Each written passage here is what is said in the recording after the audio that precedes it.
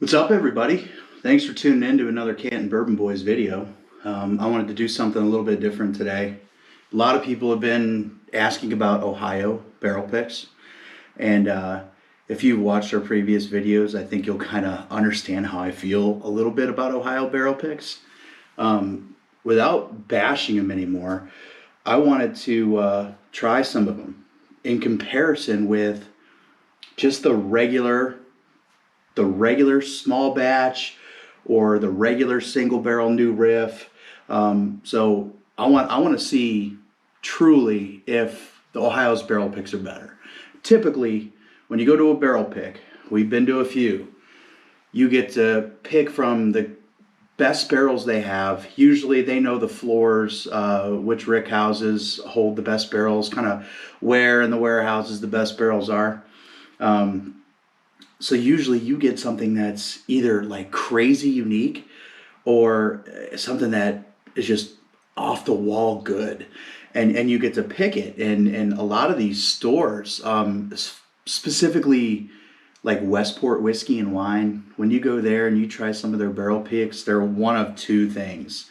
They're extremely unique where you'll never get another flavor profile like it, or they're just above and beyond the typical profile of what you're trying. So I want to try three different single barrels from Ohio. I want to do the Yellowstone Select, I want to do the New Riff, and I want to do a Wilderness Trail.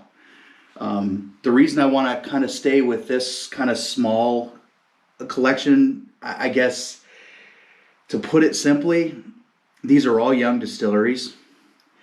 I've had some really, really good barrels out of these distilleries.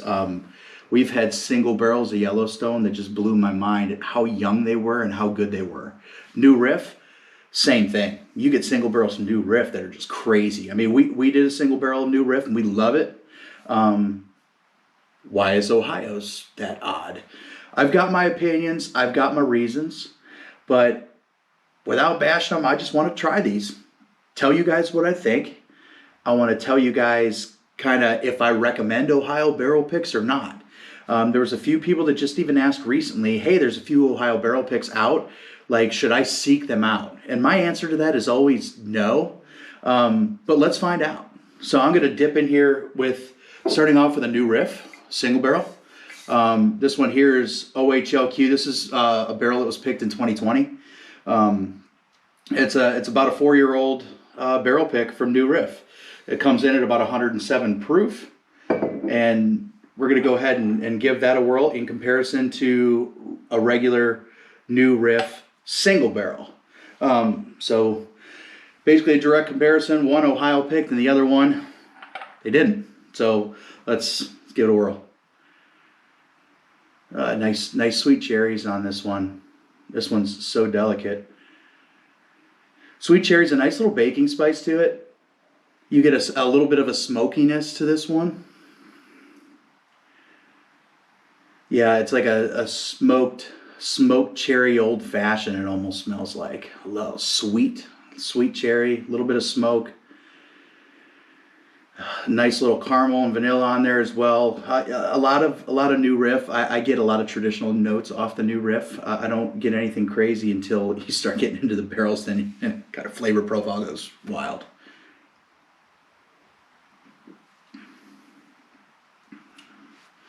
That hits real nice. Beautiful baking spice in the back end. A nice little cinnamon to it.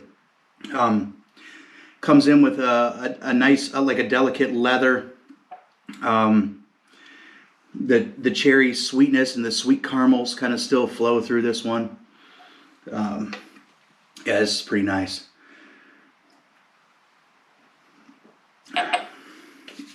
So let's go ahead and give the Ohio barrel pick a try.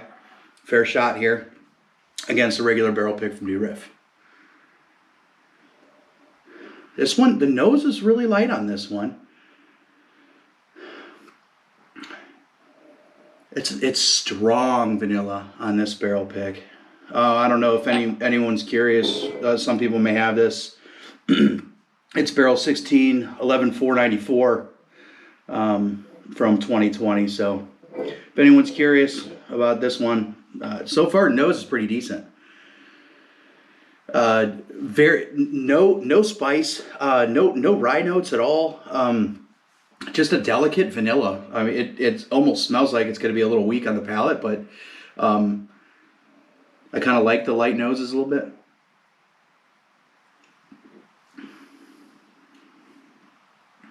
Very weak on the palate. No finish whatsoever. Kind of like almost like a wet mop. Not in a bad way, but it's kind of got that mustiness, like the wet mop sat around there for a while. It's got this mustiness to it. It's not a terrible mustiness, but like maybe a slight vanilla caramel mustiness to it. The finish totally dies. It's crazy about the legs too on the comparison with the two. This one's very rich and oily, and the other one kind of doesn't stick as much to the glass. So I don't know if you guys could see that or not, but it's kind of is what it is. But yeah, it kind of dies in the finish. This one's got a beautiful, nice finish. Kind of a medium long finish. The tobacco notes, there's tobacco notes, leather notes, strong on the caramel, a sweetness to it. It's got the good cinnamon spice that kind of lingers a little bit in a good way. This one's still peachy, citrusy nose. I get peach off this, but it kind of dies on the finish.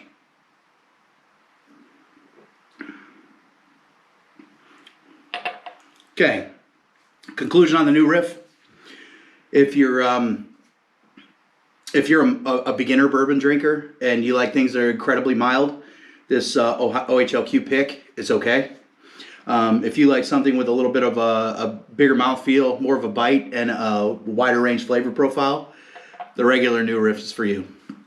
I'd right now say these are so different. Peaches, citrusy, yeah, on that one, and the tobacco, smoky, cherry, sweet, caramely vanillas on the other one. So totally different barrels. I prefer the regular. So let's move on a little bit and go to, this is one of my favorite craft distilleries. It's Limestone Branch. If you guys haven't seen, we did a video with Limestone Branch a while back, and I think it was our first video we did. Stephen Fonte impressed us when we went down there. He's absolutely fantastic. When you go visit that distillery, his history is amazing. He talks about the whole Beam family tree and background, and he gets totally into character. And they're so personal there that you really get a chance to sit down and talk with them and have a really good time. And they make you feel like you're part of the family. So that's why I kind of picked this one, as well as it being a craft distillery, kind of similar to the rest. But we're going to go ahead and this one here is the standard Yellowstone Select, and this one here is an OHLQ pick. This one is a 4-year, picked in 2019, barrel 716-6892, and we're going to give this a try in comparison with the regular Yellowstone. So both of them obviously come in at 93 proof, so we're going to get similar proofs here.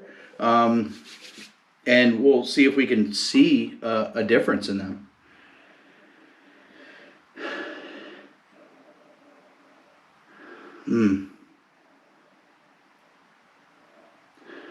Sweet caramels. Almost like a distant Luxardo cherry. Just very slight cherry on this one.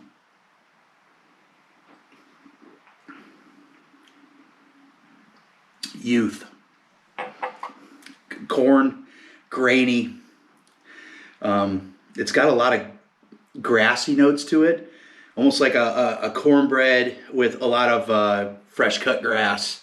So, and it's very grainy. I mean, you can almost taste like cereal in it. It's, to me, that says youth. I mean, it's a 4-year-old. We'll go with the regular Yellowstone here. This one's got a little more rich caramels to it, but still standard bourbon notes. So the caramels, the vanillas, I don't. I get a little bit of the sweetness to it. Maybe a tiny bit of cherry.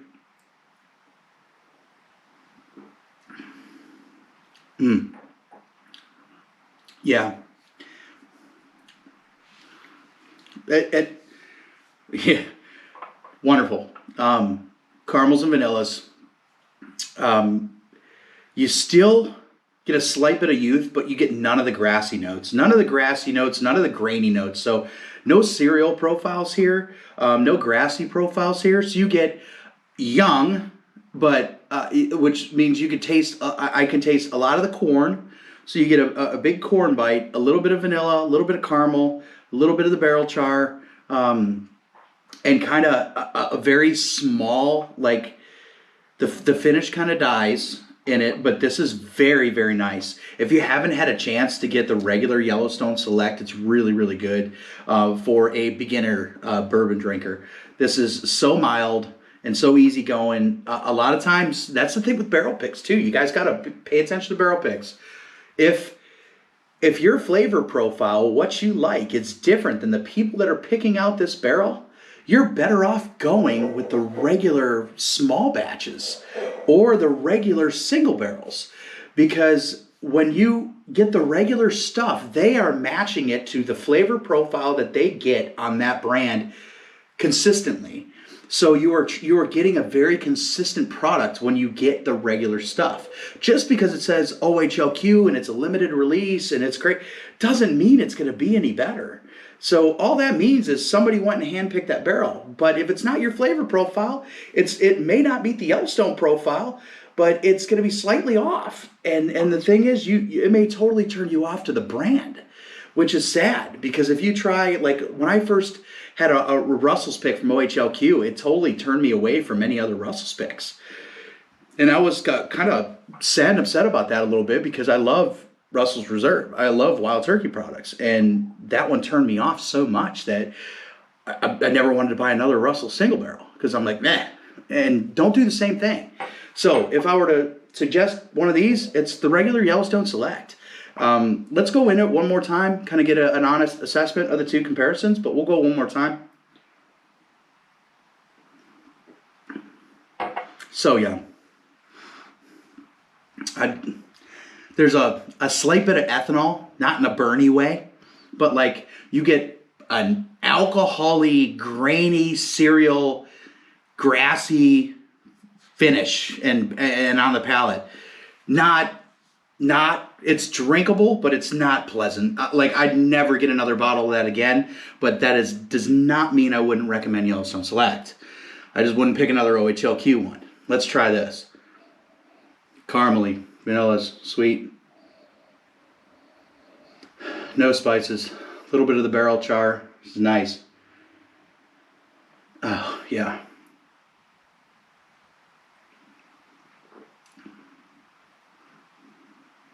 Beautiful on the palate. Beautiful. Standard, typical bourbon notes. So when I say standard, typical bourbon notes, there's a few brands that I like to drink, or I like to tell people to try, that give you they're so standard with what bourbon, I wouldn't say it should taste like, but Woodford Reserve, Bullet 10-year, Harper 15-year, this Yellowstone Select, Blade and Bow, Blanton's. These are, you're not getting too much variation away from your standard caramels, vanillas, maybe a little bit of spice on it, but you don't go too far from standard on those, which is okay. It's okay, because you're always going to get the same stuff. I mean, if you go single barrel picks, you never know what you get, yeah, we'll go to the next one. That way we don't waste any more time. But so far, Yellowstone, we like the regular small batch select. New Riff, I'm going with a regular New Riff single barrel over an OHLQ pick. Let's go to the third one. Let's pour these bad boys up. So this is Another one of our favorite craft distilleries. This is Wilderness Trail. I won't get too big into them because I want to just get to the tasting and get to the point of this video. So let's go ahead here. This is a barrel proof single barrel rye. It is 115 proof, and the OHLQ pick is 119 proof. Now, when I first bought this, I was told that the OHLQ pick was fantastic. So I went ahead and bought it. So we're going to find out here whether it was that fantastic or people are just trying to sell them. What I love about barrel picks is when you get big name stores, box stores to go, Liquor Barn, Total Wine, these people are into bourbon. So when they go down there, it's an event and they get excited. When Ohio goes down, don't know. I've heard some changes are coming to OHLQ, and some changes have already been made, so maybe that'll change some stuff up. But let's give this a whirl, see what I think about this one. OHLQ is a 4-year, 3-month, number 4 char. Nothing too crazy about it. 119 proof, so close in proof. Let's go with the OHLQ first. Huh, that's a weird nose. There's a lot of mint on this one. Herby, minty. There's like a nice little spearmint on this one. Woo! Ooh, I like that. Wow, that's a spearmint bomb. I haven't had a rye that minty. Then now I'm getting the traditional rye notes in the finish. So I'm getting the rye notes. It doesn't hit like 119 proof. It's actually quite decent. But let's compare it to the regular single barrel. When did I get this? I don't think it says. This one here I had this is an old bottle here. But yeah, that's quite good. Okay, off the regular single barrel, I'm getting a lot of mint as well. I'm getting almost like a peppermint candy on this one. This one's like more like mint you plant in the garden. This one's like a peppermint candy. So it's got a little more sweetness to it. I was getting close. I was almost thinking once I tried this one that if it didn't taste like the sweet mint, that I was like, oh man, OHLQ actually won one. I mean, I'm being fair here, so I'm not going to sit here and bash them if I really think it is what it is, but let's go for it. Oh, I like this. Oh, man. There's a nuttiness to this, like almost like a pecan, whatever you want to say. Almost like it goes into a spearmint and then almost like a nice little nuttiness. You don't get as much of the rye grains in this one. So let's go ahead and try this one again and let's A and B this and see what we get. Still beautiful mint on both the noses. This one's more of a garden mint, and once again, this one's more of a peppermint candy.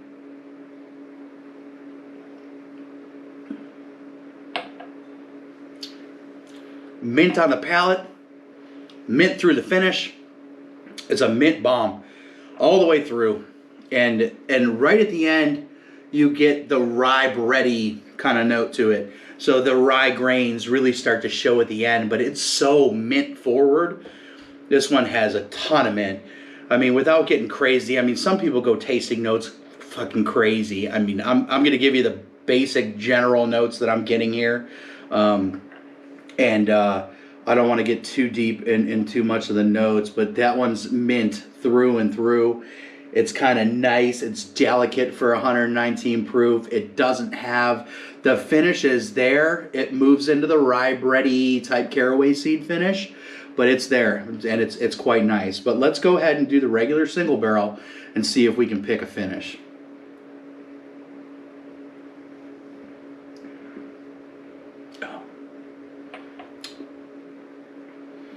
Yeah. Starts with a peppermint candy on the nose, morphs into a caramely pecan pie, and then it's got very, very slight rye notes on the finish.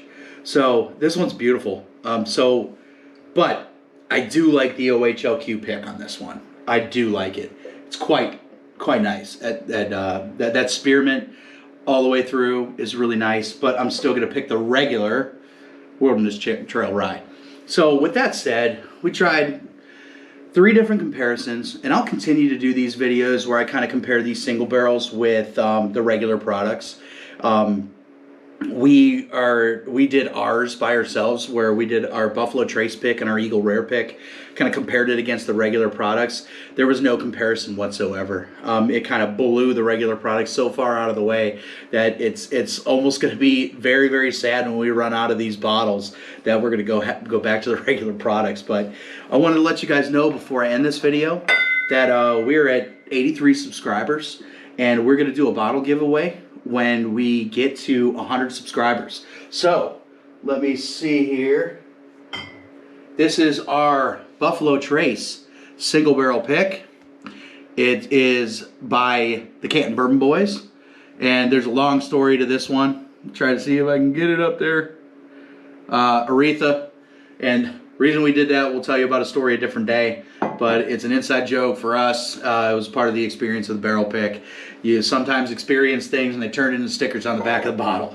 But it's a pick that we're going to give away in a raffle. What you got to do is you got to like, subscribe to the videos, and write a comment. The comments, we're going to take all the people that were written in the comments, put them in a randomizer, pick out the person that wins this bottle, and we're going to send you, or hopefully have you pick up, a bottle of the Buffalo Trace. Thank you guys for tuning in. I hope you enjoyed this video. If you're going out there trying to hunt down OHLQ picks, don't. Just stick with the regular brands. And if you go out of town to like Kentucky or any different state, the barrel picks are a lot better. I'd say, unless you want to try what I did, stay away from OHLQ picks. You can try what you want. Enjoy bourbon the way you like it. And hopefully you enjoyed this video. Please like, comment, and subscribe. And we'll see you next time. Thank you.